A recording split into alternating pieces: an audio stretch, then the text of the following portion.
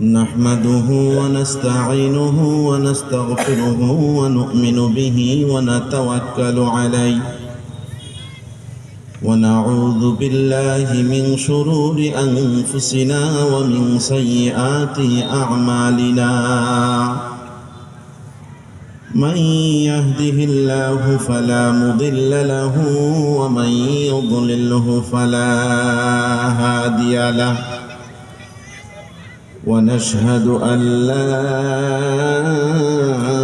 إله إلا الله ولا خالق إلا الله ولا مالك إلا الله ولا رازق إلا الله ونشهد أن سيدنا وسندنا وحبيبنا وطبيبنا وطبيب قلوبنا وأولانا ومولانا محمدا عبده ورسوله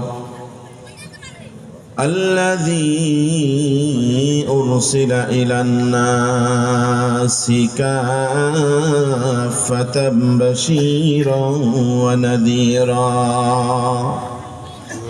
وداعيا إلى الله بإذنه وسراجا منيرا أما بعد فقد قال الله تبارك وتعالى في كلامه المجيد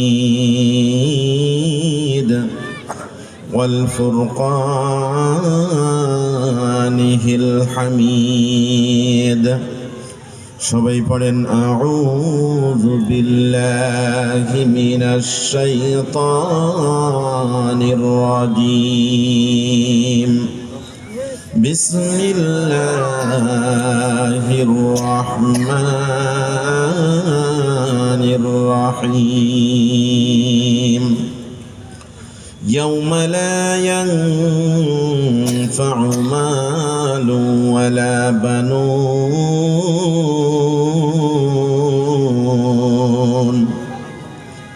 إلا من أتى الله بقلب سليم الله وأزلفت الجنة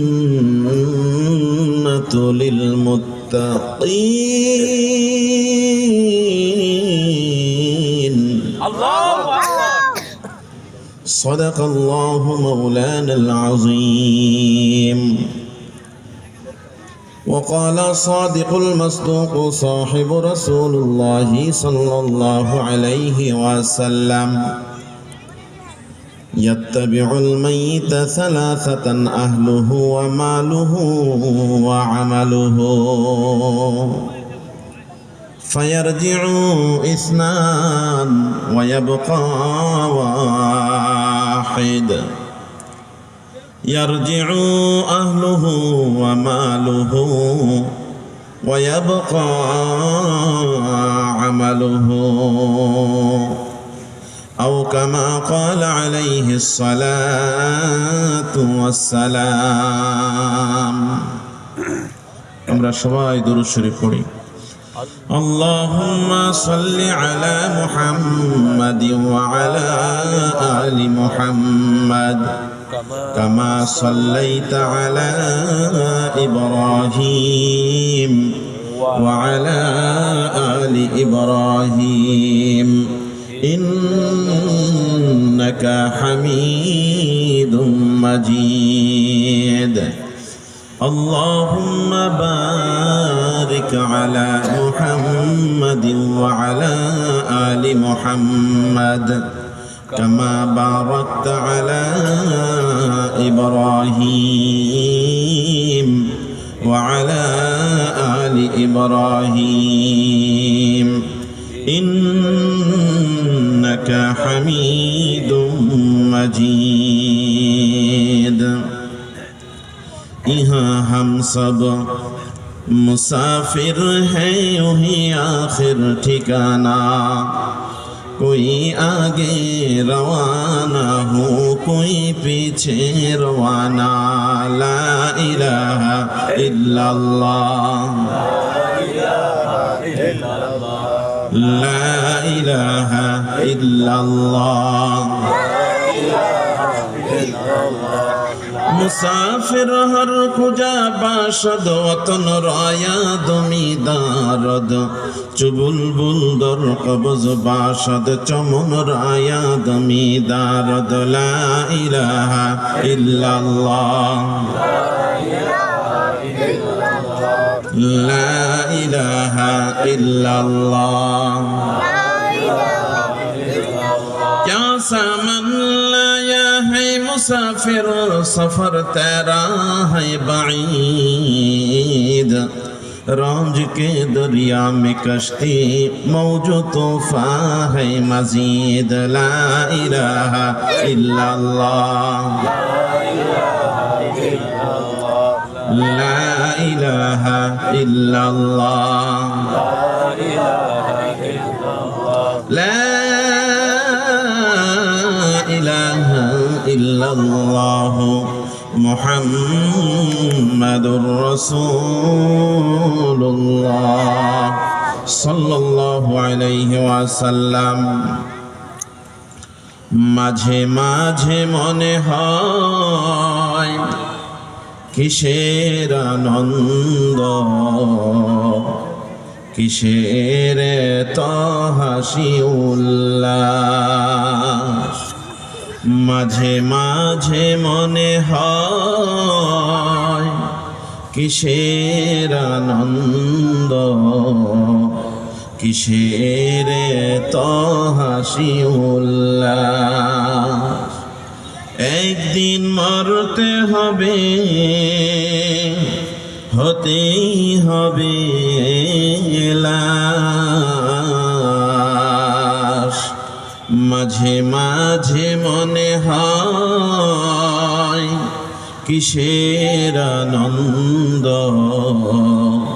কিসের তো হাসি উল্লাস মা বাবা ভাই বোন আছে যত স্বজন সব কিছু ফেলে কোথায় হবে বসবাস মাঝে মাঝে মনে হয় কিসের আনন্দ কিসের তো হাসি উল্লাস করেছি যত পাপ জানি না হবে কি মা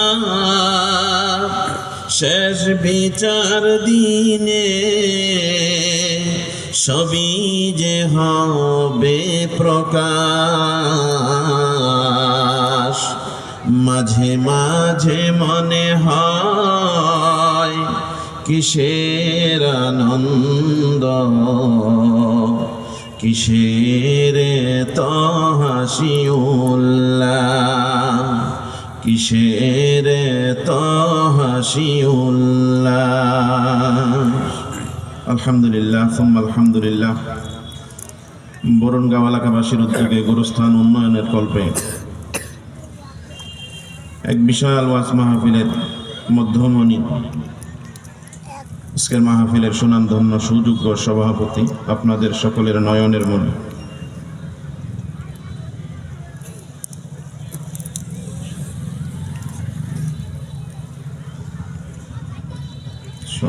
নাম কোথায় নিচে জনাব হাফেজ মাওলানা মোহাম্মদ আব্দুর রশিদ আলম সাহেব দামাত বরকাতুহুমুল আলিয়া আজকের মাহফিলের প্রধান অতিথি প্রধান বক্তা বিশেষ বক্তা উপস্থিত জাতির শ্রেষ্ঠ সন্তান হযরত উলামায়ে কেরাম সামনে উপবিষ্ট পিতৃতুল্য মুরব্বিয়ানে কেরাম কলিজার টুকরা যুবক ভাইয়েরা স্নেহের কচিকাতা শিশু বাচ্চারা পর্দার আড়ালে অপেক্ষমান পর্দা নিশীন স্নেহময়ী মমতাময়ী মা ও বোনেরা আল্লাহ পাক রব্বুল আলামিন অত্যন্ত দয়া করে বড় মায়া করে মহাব্বত করে ভালোবেসে জান্নাতি বাগানে হযরত উলামায়ে কেরামের মজলিসে গুনাহ মাফের মজলিসে আমাদেরকে আসা এবং বসা, আমি অধমকে কিছু কথা বলা, আপনাদের মতো কপালওয়ালাদেরকে আল্লাহ তাআলা কিছু কথা শোনার মতো সুযোগ করে দিয়েছেন। সেই আল্লাহ তাআলার দরবারে সকলেই জবানটাকে উঁচু করে হিংসা বিদ্বেষ ভুলে গিয়ে ঝংকার দিয়ে সকলে শুকরিয়া আদায় করি। সকলে বলে আলহামদুলিল্লাহ। আবার বলে আলহামদুলিল্লাহ। শুকরিয়া আদায় করলাম কার? আওয়াজ দিয়ে বলেন কার? আমাদের রবকে।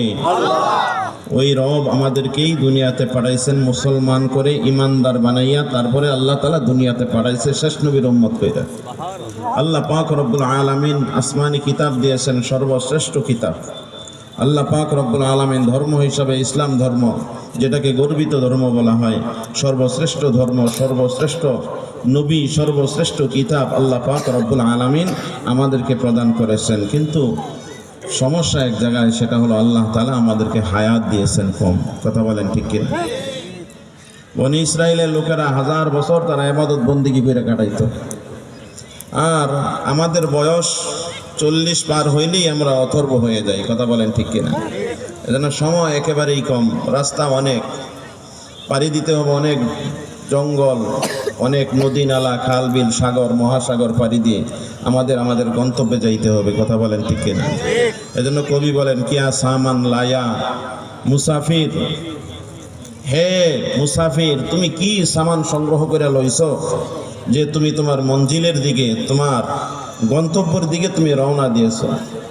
তুমি কি সাথে পরিপূর্ণ সামান নিয়েছো? সামনে কিন্তু অনেক বড় বড় জঙ্গল রয়েছে, বড় বড় সাগর রয়েছে, এগুলা পাড়ি দিয়ে তোমাকে গন্তব্যে যাইতে হবে। এজন্য বাবা, এই ছোট্ট হায়াতে সময়ের অপচয় করার মতো কোনো সুযোগ নাই। যেই আমরা সময় অপচয় করব, সেই আফসোসের মধ্যে পড়ে যাব। আফসোস করতে করতে হাসরের মাঠে একদল মানুষ তাদের হাতের আঙ্গুলগুলা যেন কখন খেয়ে ফেলবে বুঝতেও পারবে না। দুনিয়াতে আমরা অনেক সময় বেশি চিন্তিত হলে আমরা হাতের নখ কামড়াই অনেক সময়, ঠিক না?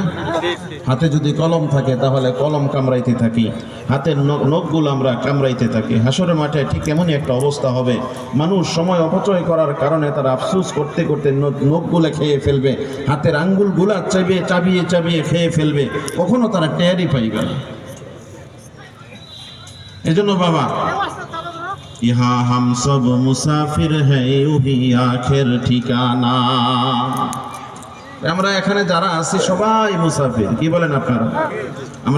আমরা যেখানে আছি আমরা সবাই কি মুসাফির, ওহি আখের ঠিকানা, ওইখানেই আমাদের শেষ ঠিকানা।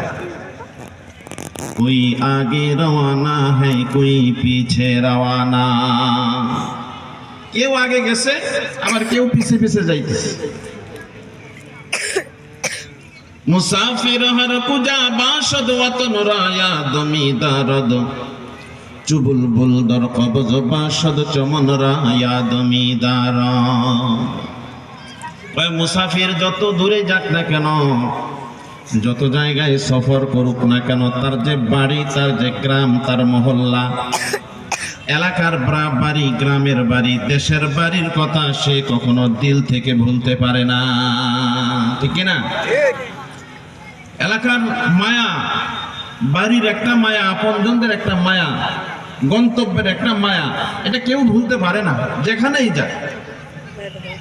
ঠিক তেমনি ভাবে আমরা এখানে মুসাফির, আমাদের আসল গন্তব্য হইল জান্নাত। আমাদের আসল গন্তব্য হইল কোথায়? আওয়াজ দিয়ে বলেন, আমাদের আসল স্থান কোথায়? জোরে বলেন কোথায়? আমাদের আসল ঠিকানা হলো জান্নাত। এখানে আমরা মুসাফির খানাকে যদি আমরা কি করি, আসল বাড়ি মনে করি, তাহলে এর মতো বোকা দুনিয়াতে আর একজনও থাকতে পারে না। রাস্তা দিয়ে যাওয়ার পথে ক্লান্ত হয়ে পথিক কি করে, একটা গাছের নিচে কিছু সময়ের জন্য আশ্রয় নেয়, ছায়ার মধ্যে অবস্থান করার কারণে ঠান্ডা বাতাস এসে তার গায়ের মধ্যে লাগে। ঠান্ডা বাতাসটা গায়ের মধ্যে লাইগা ওই জায়গার মধ্যে সে আরামে কিছু সময় অপেক্ষা করে। যতই আরামদায়ক হোক না কেন, ওখানে কিন্তু কেউ সারা জীবন থাকবে না। কথা বলেন ঠিক কিনা? ও দুনিয়ার মুসলমান, আল্লাহ আমাদেরকে এখানে মুসাফির কইরা অল্প সময়ের জন্য গাছতলায় বসাই দিছে, ঠান্ডা হাওয়া আছে, বিভিন্ন মনোমুগ্ধকর কিছু আসবাবপত্র রয়েছে। এগুলা দেখা ওই জায়গার কথা ভোলা যাবে না। এগুলার মায়ায় পইরা, এগুলার প্রেমে পইরা যারা ওইখানকার কথা ভুইলা যাবে, তারাই ক্ষতিগ্রস্তদের অন্তর্ভুক্ত হয়ে যাবে, ঠিক কিনা? এজন্য আমাদের এক মিনিটের সময়ও নষ্ট করা যাবে না। কেননা জীবন থেকে একটা মিনিট যদি অপচয় হয়ে যায়, এক মিনিটের জন্যই আফসোস করা যায়। জানা নাই কোন মিনিটের, কোন সেকেন্ডের, কোন মুহূর্তের ইবাদতখানা, কোন মুহূর্তের একটা জিকিরের একটা আলফাজ, জিকিরের একটা শব্দ আল্লাহ তাআলার কাছে পছন্দ হয়। একটা সেকেন্ডের মূল্য আছে না নাই? আছে। আওয়াজ দিয়ে বলেন, আছে না নাই? আছে। একটা এক্সাম্পল দিলে, উদাহরণ দিলে সহজে বুঝে আসে। আমরা প্রত্যেকেই মায়ের গর্ভ থেকে দুনিয়াতে ভূমিষ্ঠ হয়ে এসেছি, কথা বলেন ঠিক কিনা? জীবিত হওয়ার কারণে আমাদের একটা নাম হয়েছে, আমাদের একটা পরিচয় হয়েছে, আমাদের বিভিন্ন স্টেপ বাই স্টেপ এ পর্যন্ত আমরা এসেছি।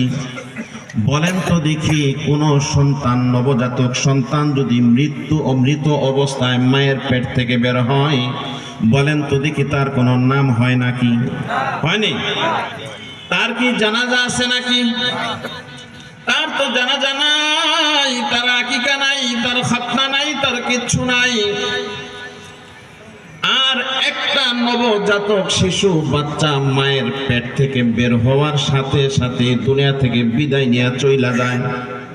একটা হাঁচি দিল, একটা চিৎকার দিল, অথবা পেটটা একটু নাড়াচাড়া দিল, অথবা অন্য কোনো ভাবে বোঝা গেল যে এই সন্তানটা জীবিত আছে। এতটুকু সময় নেওয়ার পরে সে সন্তানটা মৃত্যুবরণ করলো।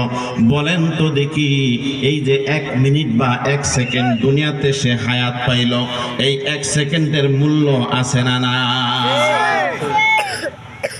একটা নবজাতক সন্তান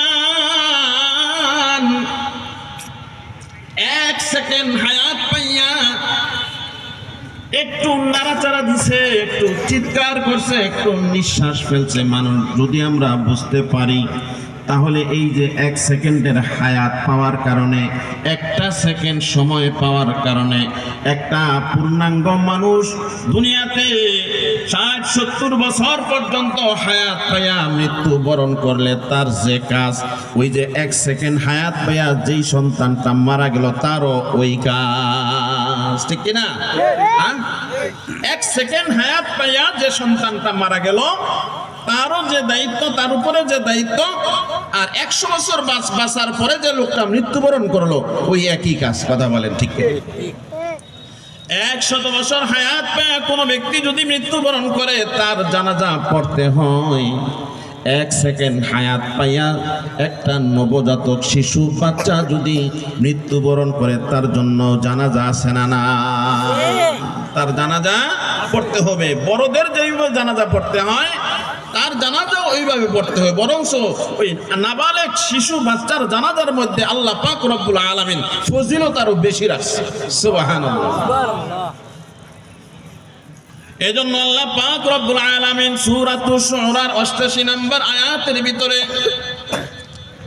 तमाम জাহানের ইমানদারদের, মুসলমানদেরকে স্মরণ করে দিলেন, ইয়াউমা লা ইয়ানফাউ মালুন ওয়ালা বানুন। ও দুনিয়ার মানুষ, আমি আল্লাহ তোমাদেরকে হায়াত দিয়েছি, হায়াতটা বড় মূল্যবান। তোমরা মনে কইরো না যে এই হায়াতের জিন্দেগিটা আমি তোমাদেরকে দিছি, এর কোনো হিসাব দিতে হবে না। যদি এইটা মনে করো সম্পূর্ণ ভুল হবে, এটা সম্পূর্ণ ভুল। তোমার জীবনের প্রত্যেকটা সেকেন্ডের হিসাব আমি আল্লাহ তাআলা গ্রহণ করব। এই যে যেই মায়ায় পয়রা, যেই সন্তানের মায়ায় পয়রা, মালের মায়ায় পয়রা আল্লাহকে ভুলে গেছি, আল্লাহ পাক রব্বুল আলামিন বলেন, ওই হাসরের ময়দানে কিয়ামতের দিন লা ইয়ানফাউ মাল, লা ইয়ানফাউ, তোমার কোনো উপকারে আসবে না, মালু, তোমার মাল, ওয়ালা বানুন, তোমার সন্তান সন্ততি বন্ধু বান্ধব আপনজন এগুলা কিচ্ছু তোমার উপকারে আসবে না। আমরা তো দুনিয়াতে সন্তানের জন্য আল্লাহর হুকুম ছাইরা দেই, কথা বলেন ঠিক কিনা? আওয়াজ দিয়া বলেন ঠিক কিনা? সন্তানের মুখে খাওয়ার দেওয়ার জন্য, সন্তানকে ভালো রাখার জন্য, সন্তানকে সুখী দেখার জন্য আমরা দিনের পর দিন আল্লাহর হুকুম ছাইরা দেই। মুসলমান বন্ধুরে আমার, দুনিয়ার সম্পদ বৃদ্ধি করার জন্য আমরা আল্লাহর হুকুম নামাজ ছেড়ে দেই। দুনিয়ার সম্পদের মায়ায় পয়রা আল্লাহর রাসূলকে আমরা ভুলে যাই। কিয়ামতের কঠিন ময়দানে এই যেগুলার মায়ায় পয়রা আমরা আল্লাহর রাসূলের সাথে সম্পর্ক ছিন্ন করেছিলাম, এই বিষয়গুলা, এই বস্তুগুলা আমাদের কোনো উপকারে আসবে না। আল্লাহ পাক রব্বুল আলামিন তাই আমাদেরকে স্মরণ করে দিলেন। কিয়ামতের কঠিন ময়দানে সবাই সবার থেকে পলায়ন করবে। এক প্রকার লোক কিয়ামতের কঠিন ময়দানে মালকে ডাইকা ডাইকা বলবে, হায় হায়, এই মাল তো আমার কোনো উপকারে আসলো না। দুনিয়াতে আমার ক্ষমতা ছিল, আমার এক হুঙ্কারে এলাকা থরথর করে কাঁপতো, কথা বলেন ঠিক কিনা? আমার এক ধমকে এলাকার মানুষ জড়সড় হয়ে যাইতো, ভয়ে কেউ আমার সাথে কথা বলতে সাহস করতো না। সেই ক্ষমতা আমার আজকে কোথায় যায়? আমার শক্তি কোথায় গেল? আমার সম্পদ কোথায় গেল? আমার সন্তান কোথায় গেল? আমার ওই মাল কোথায় গেল? আল্লাহ পাক রব্বুল আলামিন তাই জানিয়ে দেন, এগুলার পিছনে পইরা আমি আল্লাহর সাথে সম্পর্ক নষ্ট করিও না। এগুলার পিছনে পইরা তোমার কবর জগৎকে ধ্বংস কইরা দিও না। এগুলার পিছনে পইরা, এগুলার মায়ায় পইরা তুমি জান্নাত থেকে দূরে সইরা যাও না। কেননা আরেক আয়াতের ভিতরে আল্লাহ পাক রব্বুল আলামিন বলেন, দুনিয়ার মাল, আওলাদ, সন্তান এগুলা হলো ফিতনা, এগুলা হলো ফিতনা। আখেরাতে যে আল্লাহ পাক রব্বুল আলামিন আমার আপনার জন্য জান্নাত বানায় রাখছে, এগুলা হলো তার প্রতিবন্ধকতা, যদি এর সঠিক ব্যবহার জানা না থাকে, কথা বলেন ঠিক কিনা? এজন্য আমাদেরকে এর সঠিক ব্যবহার করতে হবে। সময় নষ্ট করা যাবে না, ইবাদত বন্দেগী কইরা কাটাইতে হবে, কথা বলেন ঠিক কিনা?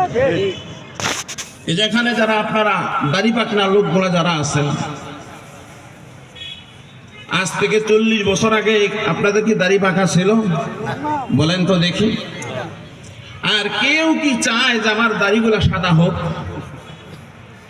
চোখের পাওয়ার কমে যাক, হাতের পায়ের শরীরের বডির চামড়া গুলা যেন কুচি পড়ে যায়, একত্র হয়ে যায়? এটা কি কেউ চায়?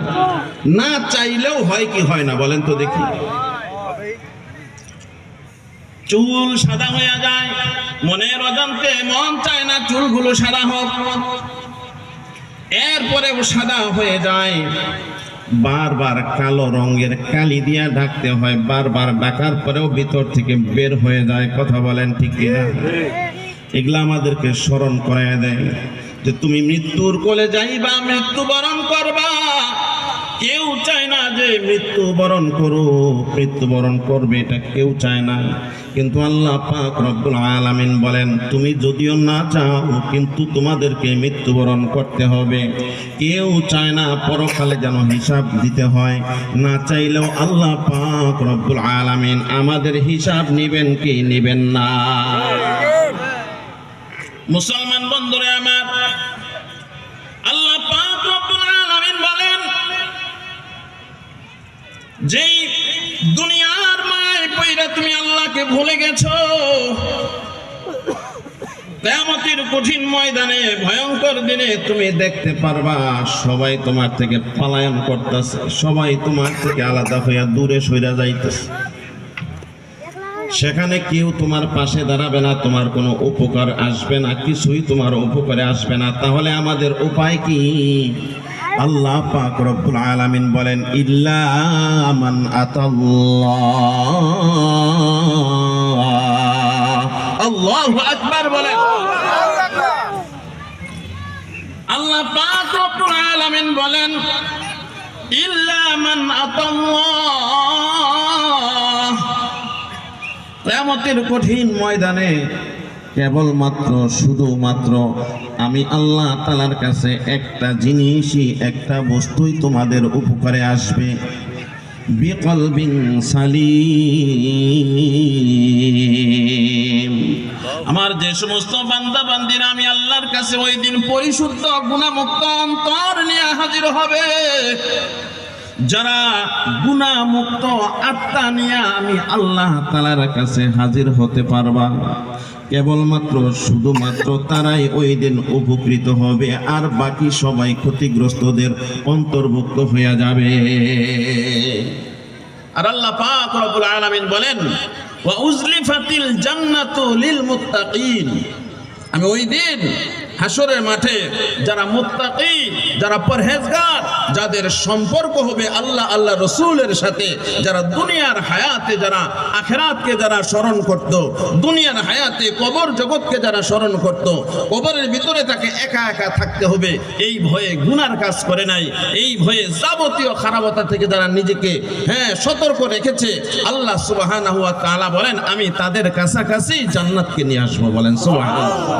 জান্নাত এনে আল্লাহ তাআলা তাদের দিল থেকে ভয় দূর করে দেবে। আল্লাহ পাক রব্বুল আলামিন বলেন, ওয়া উজলিফাতিল জান্নাতু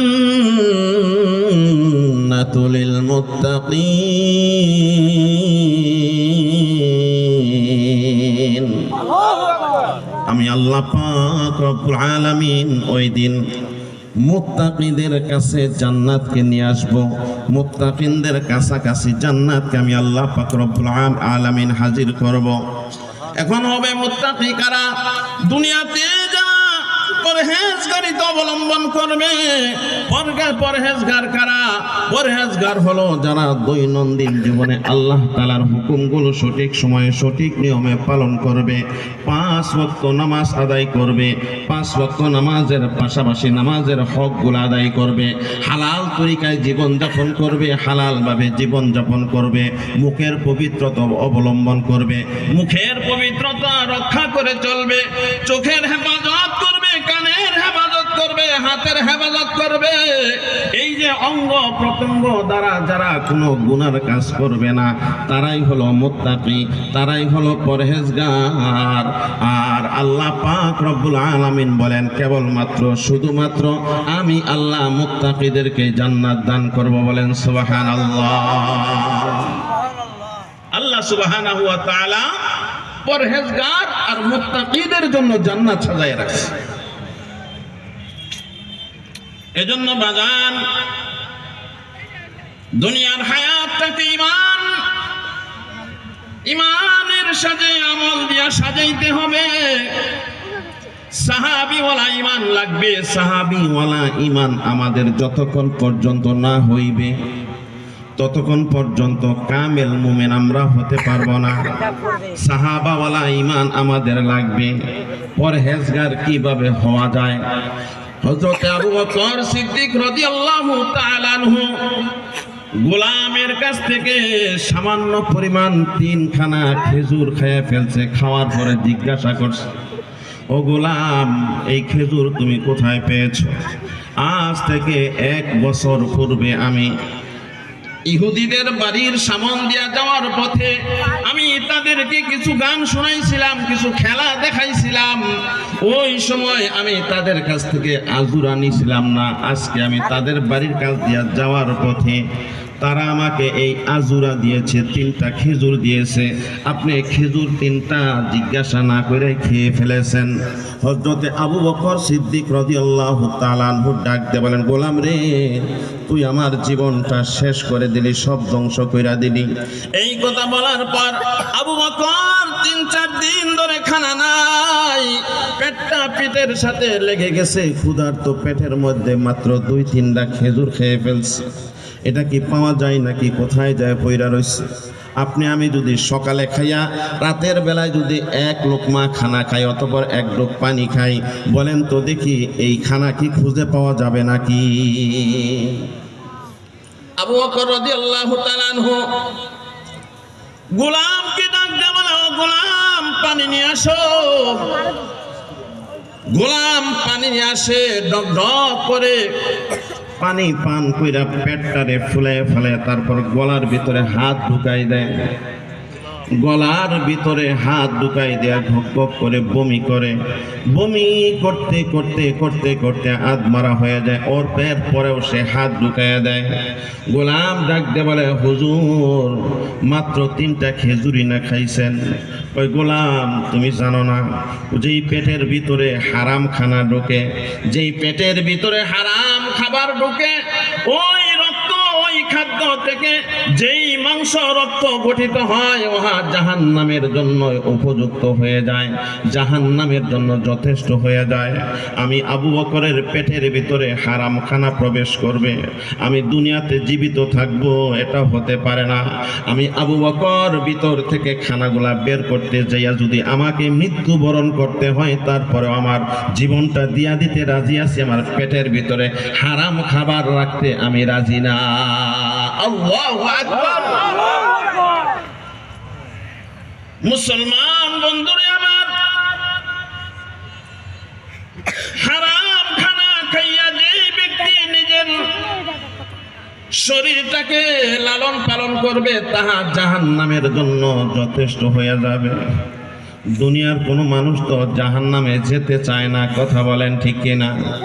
আমরা আপনারা কি জাহান্নামে যেতে চাই নাকি? ও মুসলমান, জাহান্নামে যাওয়া তো দূরের কথা, জাহান্নামে যাওয়া তো দূরের কথা, জাহান্নাম যদি মানুষের নজরে পড়ে যায়, মানুষের কলিজা ফেটে কঙ্কাল হয়ে যাবে, মানুষের কলিজাগুলো ফেটে যাবে ভয়ে জড়সড় হইয়া। কিতাবের ভিতরে আসছে, জাহান্নামের উপরে যদি আগের জামানায় পাট দিয়া রশি বানানো হইতো, কথা বলেন ঠিক কিনা? পাট দিয়া রশি বানাইয়া লাকড়ির মধ্যে আগুন জ্বালাইয়া ওইটা ঝাউলানো হইতো। কোন মানুষকে যদি জাহান্নামের আগুনের মধ্যে যদি একটু উপর দানিয়ে একটু ঝাউলানি দেয়, আরে জাহান্নামের আগুনের উপর দিয়া তাকে নেওয়ার ফলে তার কলিজা পর্যন্ত পুড়ে ছাই হয়ে যাবে। জাহান্নামের ভিতরে আর যদি কোনো ব্যক্তিকে ভরে দেওয়া হয়, তাহলে উপায় কি হবে? সূরাতুল বাইয়িনার ভিতরে আল্লাহ পাক রব্বুল আলামিন বলেন, ইয়াহসাবু আন্না মালাহু আখলাদা। যারা দুনিয়াতে একটা মাত্র উদ্দেশ্য বানায় নেবে, আমার মাল দরকার, সম্পদ দরকার, টাকার দরকার, আখিরাতের দরকার নাই, কিয়ামত দিবসে কি হবে চিন্তা নাই, নামাজ নাই, কালাম নাই, হালাল নাই, হারাম নাই,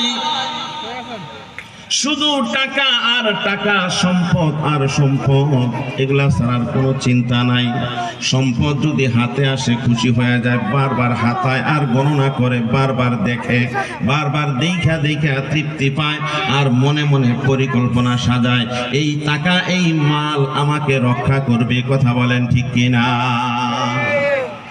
এগুলা যারা বলে, আল্লাহ পাক রব্বুল আলামিন বলেন, তাদের সম্পর্কে বলেন, কাল্লা, কখনো না, কখনো না, লায়ুম বাযান্না ফিল হুতাম। এই মাল তোমাকে কখনো বাঁচাইতে পারবে না, এই সম্পদ তোমাকে বাঁচাইতে পারবে না, দুনিয়ার শান শৌকত ক্ষমতা এগুলা তোমাকে বাঁচাইতে পারবে না। আমাদেরকে বাঁচানোর মালিক কে? জোরে বলেন, আমাদেরকে বাঁচানোর মালিক কে?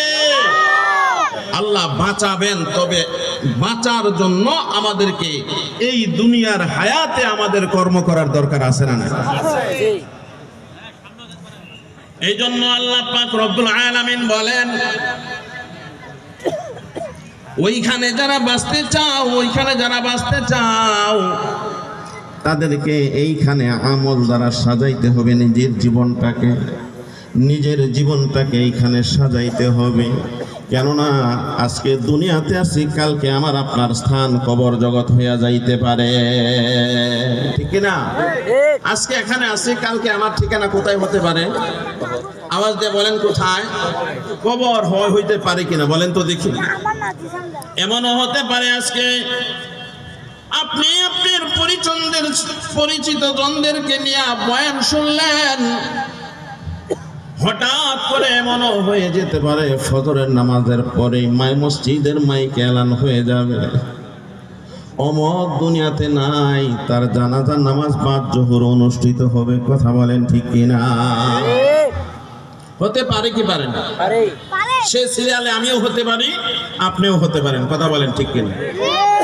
তো ওই যে মৃত্যুর পরে আমাদেরকে যে কবর জগতে রাখবে,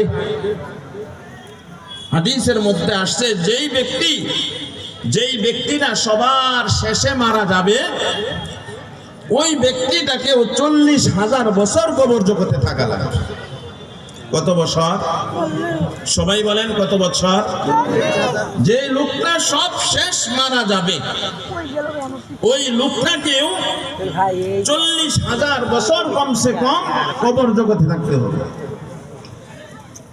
কেননা যেই লোকগুলা সর্বশেষ মারা যাবে, কিয়ামতের পূর্বে হযরতে ইসরাফিল আলাইহিস সালাতু ওয়াস সালামকে যখন আল্লাহ তাআলা হুকুম করবেন, ও ইসরাফিল, তুমি বাঁশির মধ্যে ফু লাগাও, বাঁশির মধ্যে ফু দাও, একটা ফুৎকার দিবে, এমন একটা ফুৎকার দিবে, ফুৎকারে যত প্রাণী দুনিয়ার ভিতরে থাকবে, আসমানে জমিনে উপরে নিচে যত প্রাণী থাকবে, সকল প্রাণীগুলা দুনিয়া থেকে বিদায় নিয়ে যাবে। মানুষগুলা কলিজা ফেটে যাবে, হার্ট অ্যাটাক করে মারা যাবে। এই মানুষগুলা সবার শেষে মারা যাবে। আল্লাহর হুকুমে ইসরাফিল 2 বার সিংহায় ফু দিবে। সিংহায় ফুৎকার কয়বার দিবে? সবাই বলেন তো কয়বার দিবেন? 2 বার। প্রথমবার ফুৎকার দিবে, এটা ধ্বংস হয়ে যাবে, সব শেষ হয়ে যাবে, সব কিছু শেষ হয়ে যাবে। এই যে সব কিছু শেষ হওয়ার পরে কিচ্ছু থাকবে না, আসমান থাকবে না, জমিন থাকবে না। এই যে আমরা দুনিয়াতে যত আড়াই বড়াই করতেছি, যত তাকাব্বুরি বাহাদুরি করতেছি, আমরাও থাকবো না। কথা বলেন ঠিক কিনা? ভাইয়েরা, আপনারা জানি না কেন দাঁড়াই রয়েছেন, আপনাদের মনে কি আমি জানি না, তবে আমার মনে হয় যে আপনারা ভিতরে ঢুকলে ভালো হয়, না যাইয়া। আচ্ছা, আপনারা দাঁড়াই শোনেন, যাওয়ার দরকার নাই। ওই যে যুবক ভাইয়েরা, কয়েকজন কলিজা টুকরা যুবক ভাইয়েরা, আপনারা একটু মেহেরবানি করে, জি আপনারা তো ভদ্র মানুষ, জি এই যে ভাইয়েরা আমার একটু আগে আসেন, আপনারা ভিতরে এসে পয়সা দেন, অনেক লাভ হবে। আলহামদুলিল্লাহ, মহিলা প্যান্ডেলে জায়গা হচ্ছে না, মা বোনেরা যারা সামনের দিকে আছেন এলোমেলো অবস্থায় বসছেন, আপনারা সকলেই একটু যাইপা জুইরা জমিমা বসার চেষ্টা করি। জমে বসে বয়ান শুনলে মাঝখানে শয়তান বসতে পারবে না, শয়তান বৈশা ধোকা দিতে পারবে না। এই জন্য মা বোনেরা যারা আছেন মেহেরবানি করে জমিমা বসে একজনকে আরেকজনকে জায়গা করে দিই। আর আপনারা যারা দাঁড়িয়ে আছেন মেহেরবানি করে, যদি ভদ্র হয়ে থাকেন, ভদ্র মা বাবার ঘরে যদি আল্লাহ তাআলা আপনাদেরকে পাঠিয়ে থাকে, তাহলে মেহেরবানি করে ভিতরে এসে বসে যান। তাহলে বলতেছিলাম, প্রথমবার ইসরাফিল আলাইহিস সালাতু ওয়াস সালাম সিংহায় ফু দিবে, সব কিছু ধ্বংস হয়ে যাবে। ওই সময় যে মানুষটা সর্বশেষ মারা যাবে, আবার আরেকটা ফু দিবে, এই 2 ফুৎকারের মাঝখানে চলে যাবে 40,000 বছর। 2 ফুৎকারের মাঝখানে কত বছর? এই 40,000 বছর পরে আল্লাহ পাক রব্বুল আলামিন আবার ইসরাফিল আলাইহিস সালাতু ওয়াস সালামকে হুকুম করবেন, ও ইসরাফিল তুমি আবার ফু দাও। আবার যখন ফুৎকার দিবে ওই দ্বিতীয় ফুৎকারে সবাই যার যার নিজ নিজ স্থান থেকে সবাই জাগ্রত হয়ে হাসরের ময়দানের দিকে উপস্থিত হয়ে যাবে। চিৎকার দিয়ে বলেন আল্লাহু আকবার। তাহলে যেই মানুষটা সবার শেষে মারা যাবে তাকেও কবর জগতে কয় বছর থাকতে হবে বলেন তো দেখুন? এই যে 40,000 বছর যে আমাদেরকে ওই অন্ধকার কবরে থাকা লাগবে, এই কবর মানুষের জন্য 2 রকম হবে ভাই। কয় রকম হবে? 2 রকম হবে, হয়তো জান্নাতের বাগান, না হয় জাহান্নামের গর্ত। এই যে জান্নাতের বাগান হবে আর জাহান্নামের গর্ত হবে, এটাও ভাই আমার আর আপনার কর্মগুণে, কথা বলেন ঠিক কিনা? আমি যদি চাই আমার কবরটাকে জান্নাতের বাগানের মতো সাজাবো, আবার আমি যদি চাই আমার কবরটাকে জাহান্নামের গর্ত বানাবো, এটা আল্লাহ পাক রব্বুল আলামিন এই ক্ষমতা আমাদেরকে আল্লাহ তাআলা দিয়া দিবেন। আল্লাহ মানুষকে শক্তি দিছে ভালো কিংবা মন্দ কাজ করার মতো, দিছে না নাই? আওয়াজ দিয়ে বলেন দিছে না নাই? আপনি ইচ্ছা করলে আজকে ওয়াজ মাহফিলে আসতে পারেন, ইচ্ছা করলে এখানে না এসে আপনি গানের মজলিসেও যাইতে পারতেন, কথা বলেন ঠিক কিনা? ওয়াজ মাহফিলে আসছেন, হাদিসের মধ্যে আসছে কোন ব্যক্তি যদি দ্বীনি মজমায় বৈশা একটা মাসআলা শিক্ষা অর্জন করে, একটা ভালো কথা শিক্ষা অর্জন করে, এত দামি একটা মাসআলা শিক্ষা করা 1000 রাকাত নফল নামাজ পড়ার চাইতে বেশি সওয়াব দেন আল্লাহ। এখান থেকে যদি একটা কথা আজকে শিক্ষা নিতে পারেন, একটা বিষয়ের উপর যদি আমরা আমল করতে পারি, একটা কথা একটা আমল এত দামি যে 1000 রাকাত নফল পড়লে যে পরিমাণ লাভবান হতাম, তার চাইতে আল্লাহ পাক রব্বুল আলামিন বেশি সওয়াব দান করবেন। মুসলমান বন্ধুরে আমার, এই যে কবর জগৎ 40,000 বছর কিভাবে থাকবো, কি নিয়ে থাকবো, কি কেমনে থাকবো? দুনিয়াতে এক মুহূর্ত বন্ধু বান্ধব ছাড়া, স্ত্রী পুত্র ছাড়া থাকতে পারি না, একা ঘরে থাকতে পারি না, কথা বলেন। একা ঘরে যদি থাকি ভয় লাগে, ঘুম হয় না, ঘুম আসে না। কিন্তু কবর জগতে কেমনে থাকবো?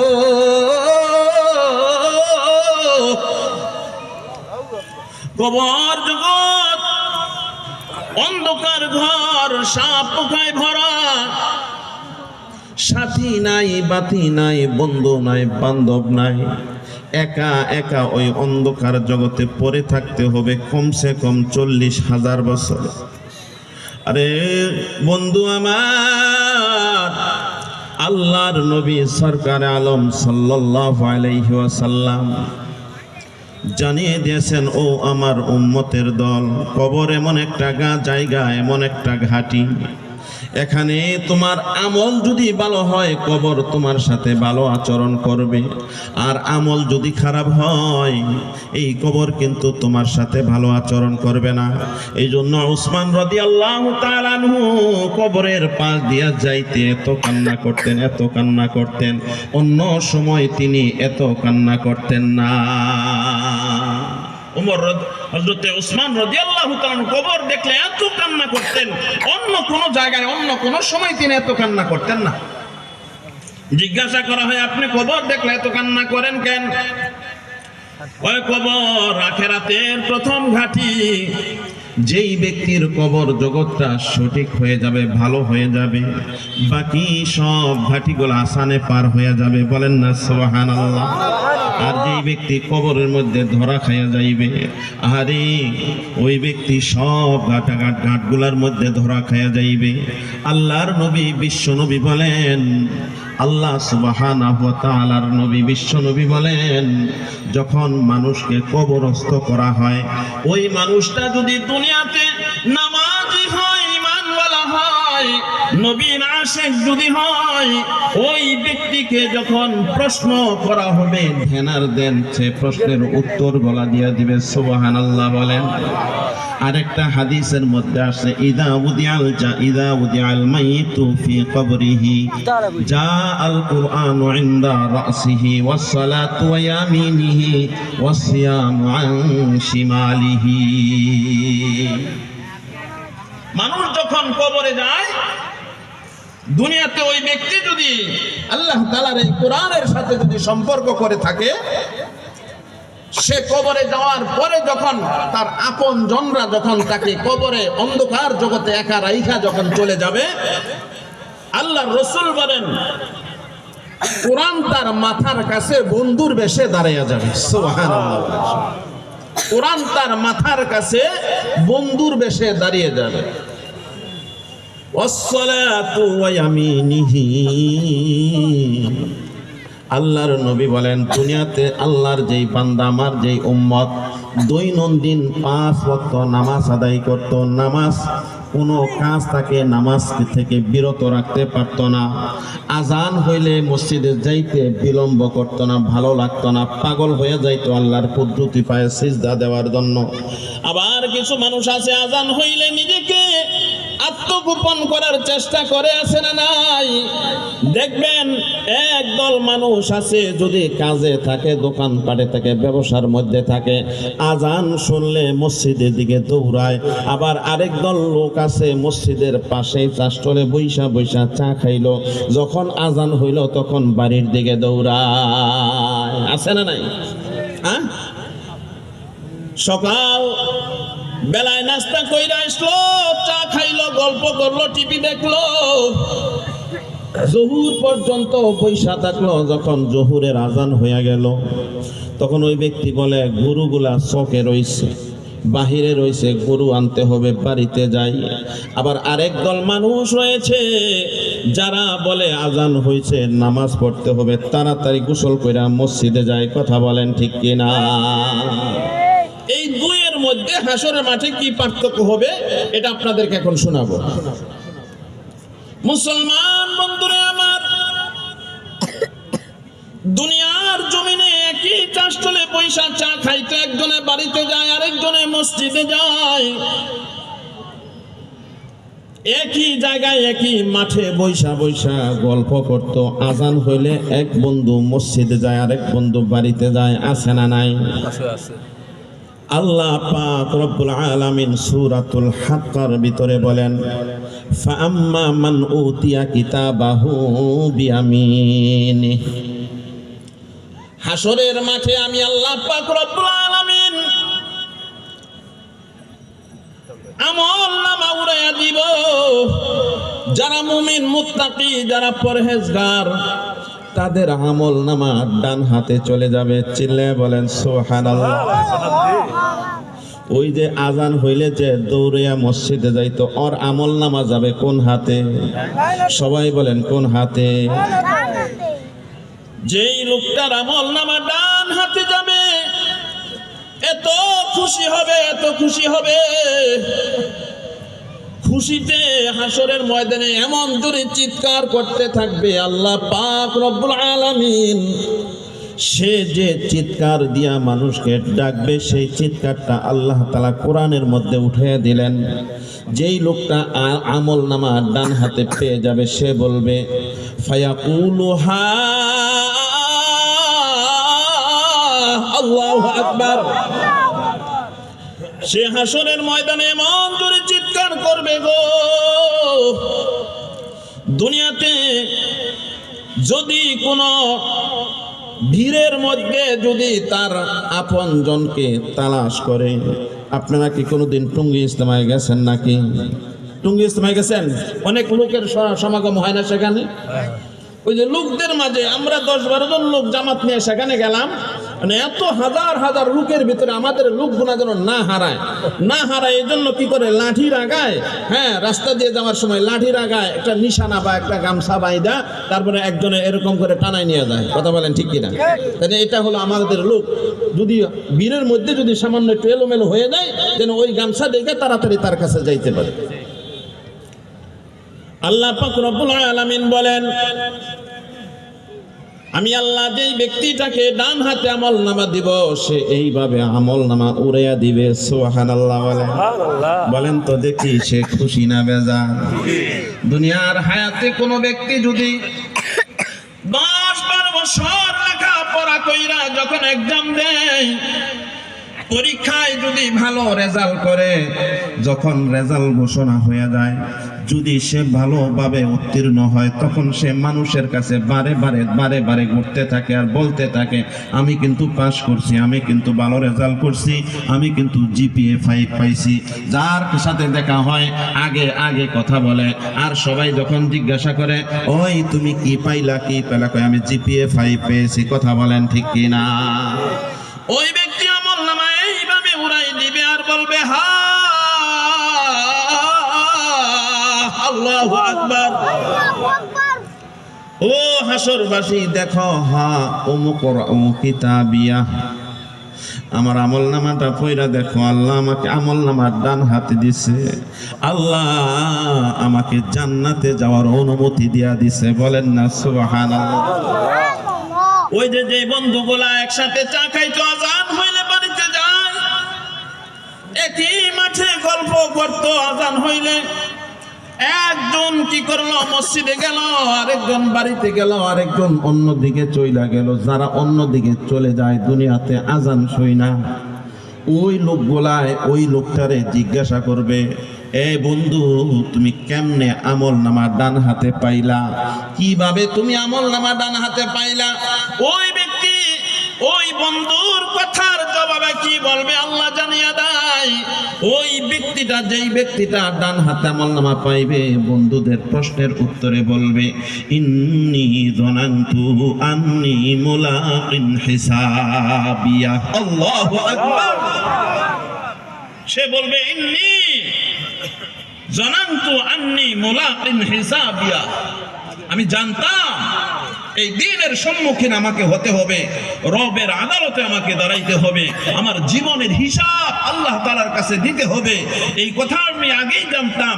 এজন্যই দেখতা না, আজান হইলে আমি মসজিদে যাইতাম, তোমাদেরকে যদি ডাকতাম তোমরা বলতো আমাদের কাফর বালা না, সময় বালা না, মুড বালা না, এই বালা না, সেই বালা না কইয়া তোমরা ভাইগা যাইতাম, আমি আল্লাহর ঘর মসজিদে যাইতাম।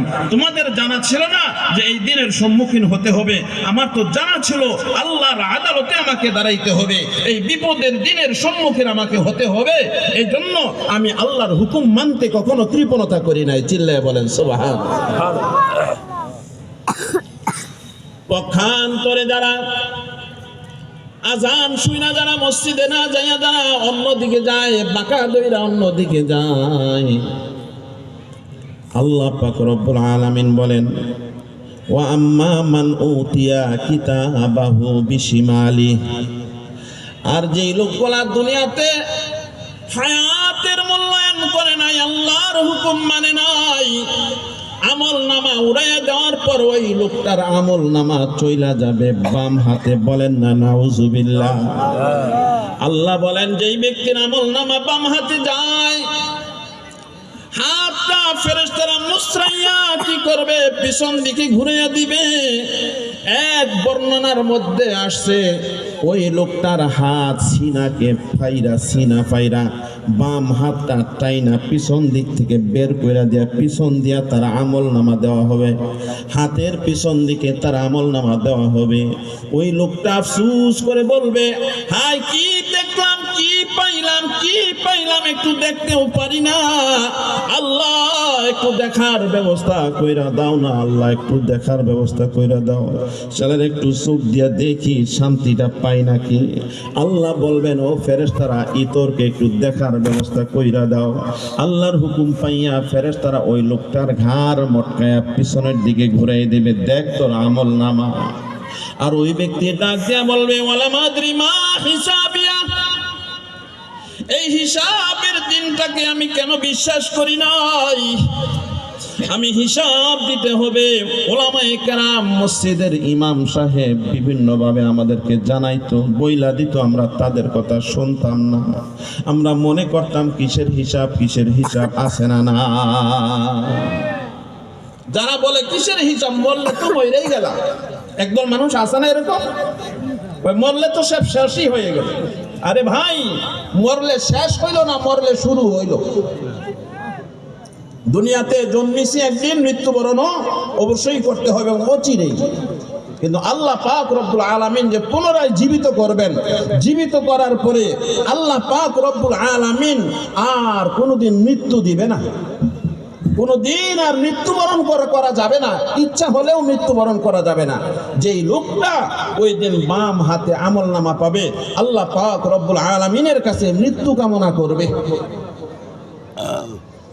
আল্লাহকে বলবে, আল্লাহ এই লজ্জা, এই শরম কোথায় রাখবো? আল্লাহ তুমি আমাদেরকে জমিনের মধ্যে ডাবাইয়া দাও, তুমি আমাদেরকে মৃত্যু দিয়া দাও। আল্লাহ বলবেন, যা দিছিলাম একবারই দিছিলাম, আর মৃত্যু আর আসবে না, আর মৃত্যু আসবে না। তোমাদের কর্ম তোমাদের কাছে এই জায়গায় নিয়ে আসবে। এই জন্য বাবাজিরা, ভাইয়ের আমার, কর্মগুলাকে সঠিক বানাইতে হবে। দুনিয়ার হায়াতটাকে আমল দ্বারা সাজাইতে হবে। নবীওয়ালা, সাহাবিওয়ালা ঈমান আমাদের দরকার আছে না না? এই জন্য ভাই, ওই কবরে যাওয়ার আগে ওই কবরকে আমাদেরকে এখান থেকে সাজাইয়া যাইতে হবে। গুরুস্থানের খবরটা এখান থেকে নিয়ে যাইতে হবে। ওখানে আপনাকে যে রাখা হবে, আর কেউ আর ওইদিকে তাকাইয়া দেখবে না। আমার বাবা কেমন হইল, আমার বাবা কেমন, আমার বাবা কেমন আছে, এ খবর নেওয়ার মতো সুযোগ আর হবে না। কথা বলেন ঠিক কিনা? বাবার খবর নেওয়ার মতো সুযোগ সন্তানের হয় না। এজন্য হাদিসের মধ্যে আসছে যে তোমরা কবরকে অধিক পরিমাণে স্মরণ করো। কবরের কথা স্মরণ হইলে দুনিয়ার স্বাদ আর আল্লাহ কিছু কমে যায়। এজন্য বারবার মৃত্যুর কথা স্মরণ করতে বলছেন। আল্লাহ রাসূল বলেন, আকসিরু যিকরা হাদিমিল লাযযাতিল মাউত, তোমরা অধিক পরিমাণে মৃত্যুকে স্মরণ করো। বাবাজিরা, আজকে দুনিয়াতে আমরা যাদের উপরে ভরসা করতেছি, যাদের উপরে নির্ভর করতেছি, যাদের উপরে আমরা ভর করে আছি, এগুলাই আমাদের ভরসা, এগুলাই আমাদের আসল না ভাই, এগুলা কিচ্ছু না। একমাত্র হাসরের মাঠে আপনার পাশে যদি কেউ দাঁড়ায়, আল্লাহ আর আল্লাহর রাসূল ছাড়া কাউকে আপনি পাশে পাবেন না। কথা বলেন ঠিক কি? আম্মা জান আয়েশা সিদ্দিকা রাদিয়াল্লাহু তাআলা আনহা আল্লাহ রাসূল সাল্লাল্লাহু আলাইহি সাল্লামকে প্রশ্ন করেছে, ইয়া রাসূলুল্লাহ, হাসরের মাঠে আদম নবী থেকে নিয়ে সকল নবী এবং সব নবীর উম্মত হাসরের মাঠে এক ময়দানে থাকবে। ওই ময়দানের ভিতরে আপনার উম্মতরা আপনাকে কিভাবে তালাশ করবে, কিভাবে খুঁজবে, আপনাকে কোথায় পাবে, জানার দরকার আছে না নাই? সবাই বলেন আছে না নাই? আপনাকে কোন জায়গায় পাবে? আল্লাহ রাসূল সাল্লাল্লাহু আলাইহি ওয়াসাল্লাম জানিয়ে দিলেন, ও আয়েশা, জেনে নাও এবং আমার উম্মতকে জানাইয়া দিও। সবাই মনোযোগ দিয়ে শুনে, আমার উম্মতদেরকে জানাইয়া দিও, তারা হাসরের মাঠে আমাকে 4 জায়গায় তালাশ করে পাবে।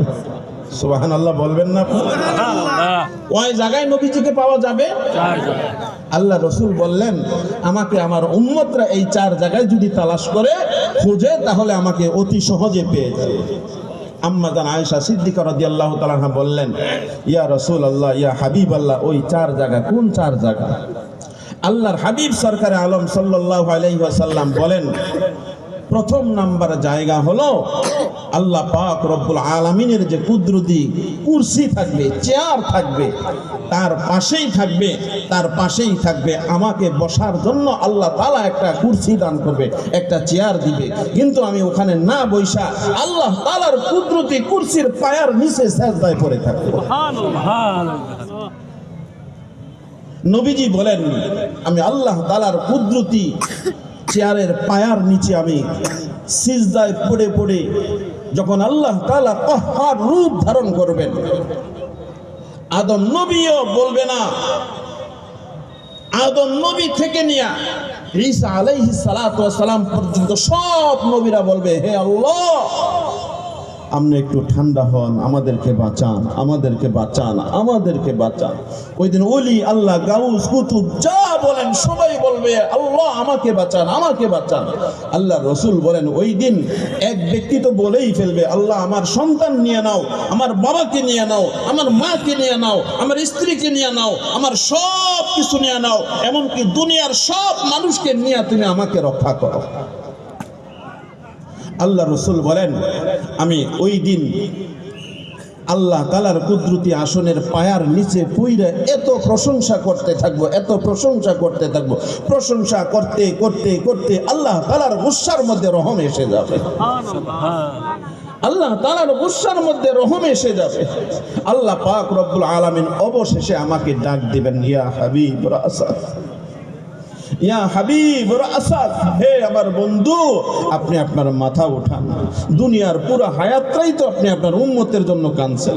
আপনাকে বড় আশা করে আমার বাড়িতে নিয়ে গেছিলাম, আমার বাড়িতে নিয়ে গেছিলাম, আরশে নিয়ে গেছিলাম। মেরাজের রাত্রে কি আল্লাহ রাসূল আরশে যায় নাই?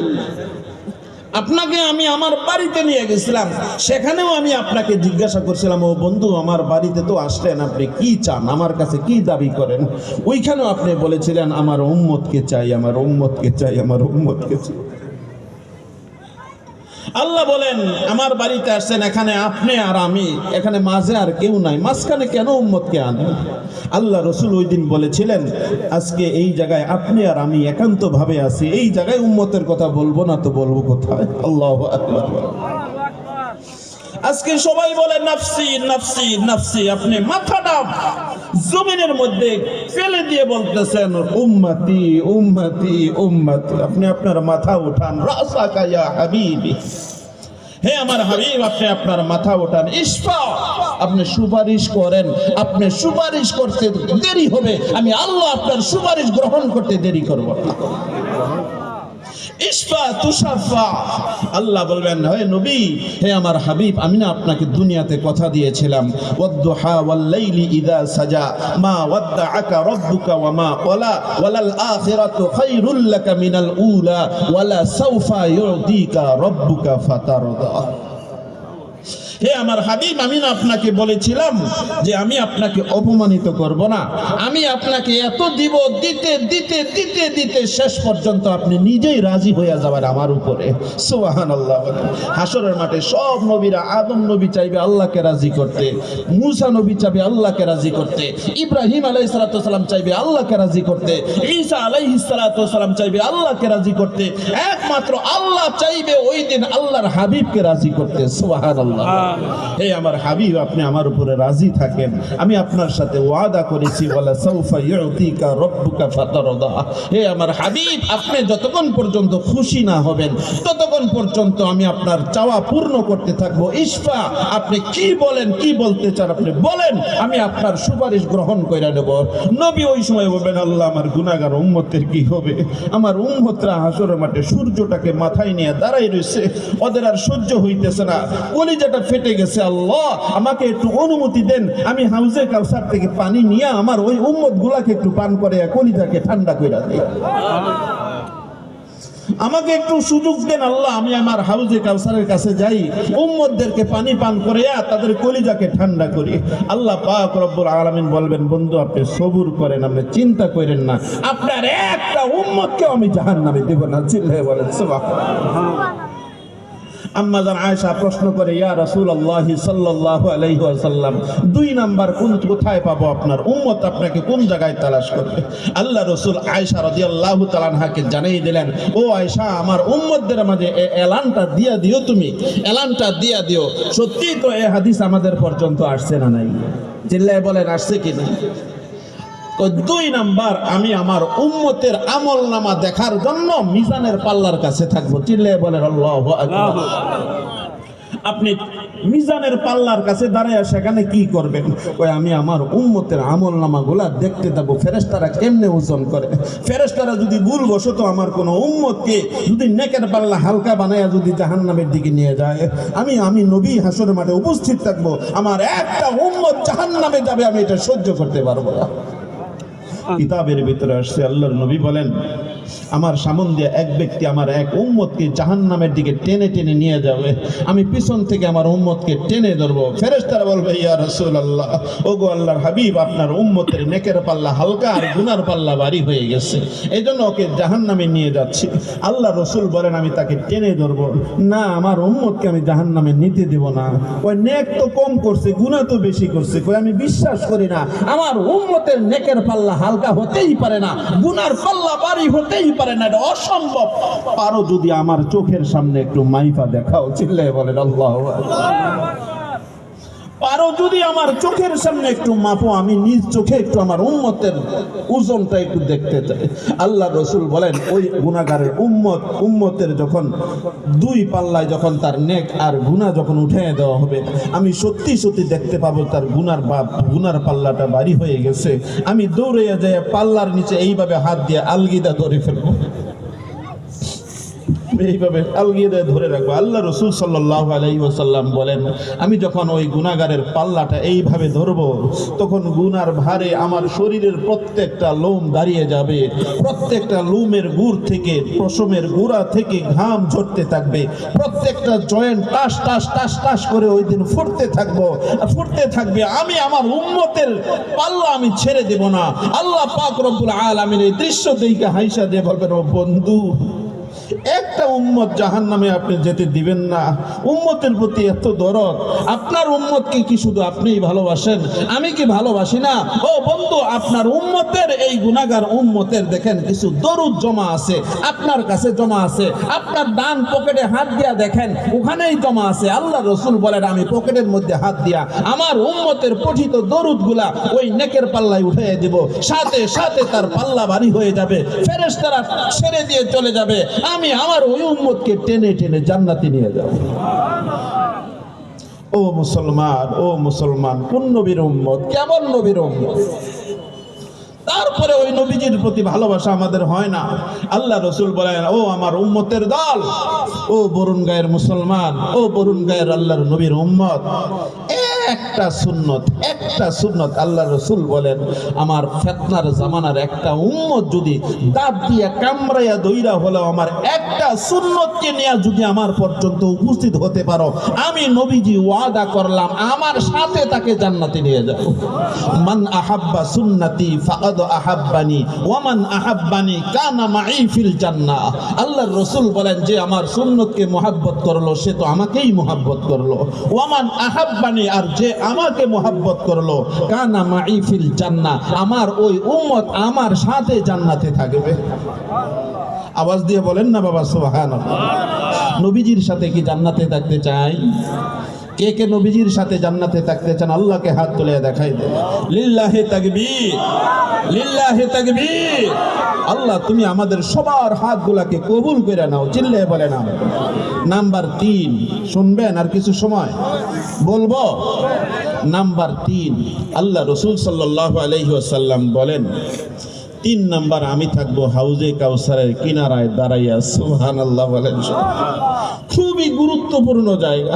ওই আমার উম্মতরা সূর্যটাকে মাথার মধ্যে দাঁড়াইয়া নিয়ে থাকতে থাকতে কলিজা ফেটে যাওয়ার উপক্রম হয়ে যাবে, তখন আমার উম্মতরা আমাকে তালাশ করতে থাকবে। ও আমার উম্মতরা, আমার দ্বীনের একটা মাত্র নিদর্শন নিয়া তুমি যদি হাউজে কাউসারের পাশে যদি আমার সাথে দেখা করতে পারো, কিন্তু একটা নিদর্শন থাকা লাগবে, একটা নবীর সুন্নত থাকা লাগবে, নবীর আনিত দ্বীনের একটা চিহ্ন আমার মধ্যে আপনার মধ্যে বিদ্যমান থাকতে হবে। একটা মাত্র চিহ্ন নিয়ে কোনো ব্যক্তি যদি ওই দিন নবীজির কাছে হাউজে কাউসারের কিনারে দাঁড়াইতে পারে, আল্লাহর নবী বলেন, আমি নিজ হাতে আমার ঠোঁটের মধ্যে ওই পানিগুলা একটু লাগাইয়া দিয়া বরকতের মাধ্যম জারি হয়ে যাবে। আমি নবী আমার উম্মতকে ওই দিন এক ডুব পানি পান করাই দেব। আল্লাহ রাসূল বলেন, 50,000 বছরের ভিতরে আর পানির পিপাসা হবে না। সুবহানাল্লাহ। ফি ইয়াউমিন কানা মিকদারুহু 50,000 সানাতিন মিম্মা তাউদ্দুন। আল্লাহ রাসূল বলেন, ওই 50,000 বছরের ভিতরে আর তার পানির পিপাসা হবে না। একবার এক ডুব পানি যে পান করতে পারবে তার ঠিকানা জান্নাত হয়ে যাবে। সুবহানাল্লাহ। 3 নম্বরে নবীজিকে কোথায় পাওয়া যাবে? বলেন না, একটু বলেন তো কোথায়? হাউজে কাউসারের কিনারে। 3 নম্বরে কোথায়? হাউজে কাউসারের কিনারে। নাম্বার 4, আল্লাহ রাসূল সাল্লাল্লাহু আলাইহি ওয়াসাল্লাম বলেন, ও আয়েশা, আমার উম্মতকে জানিয়ে দাও, আমার উম্মত আরেকটা জায়গায় আমাকে খুঁজে পাবে। আম্মা জান আয়েশা সিদ্দিকা জিজ্ঞাসা করলেন, ইয়া রাসূলুল্লাহ, সেই জায়গাটা কোনটা? আল্লাহ রাসূল বলে দিলেন, সেই জায়গাটা হলো পুলসিরাতের কিনারায় আমি দাঁড়িয়ে থাকবো আমার উম্মতকে হাতে ধরে ধরে পার করার জন্য। সুবহানাল্লাহ। বড় কঠিন জায়গা। 30,000 বছর, 10,000 বছর ওঠা লাগবে, 10,000 বছর যাওয়া লাগবে, 10,000 বছর নামতে হবে। অতবার যদি আমি পার হতে পারি তো জান্নাত, আর যদি পার না হতে পারি জাহান্নাম। আল্লাহ রসুল বলেন ওই দিন আমি হাউজে কাউসারের কিনারায় দাঁড়াইয়া দাঁড়াইয়া আমার উম্মতকে পাহারা দিতে থাকবো।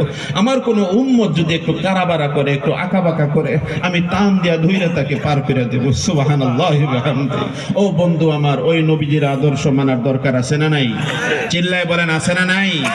ওই নবীজির কে যারা ভালোবাসেন, যারা মনে করেন যে আমাকে 40,000 বছর যেই কবর জগতে কমসে কম থাকতে হবে, ওই কবর জগতের জন্য আমি কিছু সঞ্চয় করতে চাই, কিছু মাটি বায়না করতে চাই, আমি আপনাদেরকে গোরস্থানের কিছু মাটি বায়না করার জন্য আমি আপনাদের কাছে এই গোরস্থানের জন্য হাত পাতবো। জানি না আল্লাহ তাআলা কার কবরটা রওজাতুল জান্নাহ বানাই দিবে, আমি জানি না। প্রথম যে চান